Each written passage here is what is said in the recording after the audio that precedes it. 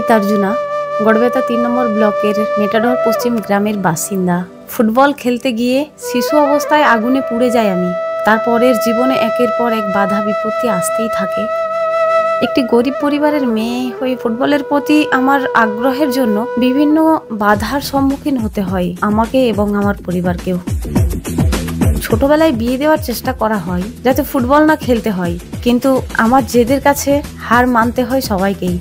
চন্দ্রকোনা রোডের degree সেনাটোরিয়াম high স্কুলে পড়াকালীন আমার ফুটবল খেলার প্রতি আগ্রহ আরও বাড়তে থাকে। আজ আমি আইএফএর ফুটবল রেফারি হিসাবে স্বীকৃতি পেয়েছি। ইতিমধ্যে আমি Jangalmahal cup, Kolkata league, Kanyashree cup football টুর্নামেন্টের রেফারি ভূমিকা পালন করেছি। শুধু তাই নয়, 2014 সালে রাজ্য স্তর, 2016 সালে জাতীয় স্তরের ফুটবলে আমি জায়গা করে নিই। আইএফএর পক্ষ থেকেও আমাকে বিশেষ সম্মান জানানো হয়।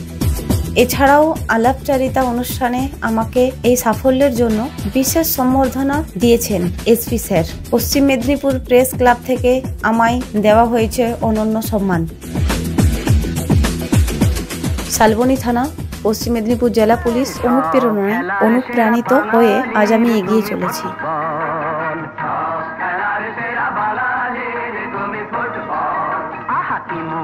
আছে ওই তোমার নামেতে বাবা ফুটবল, কি মধু আছে ওই তোমার নামেতে।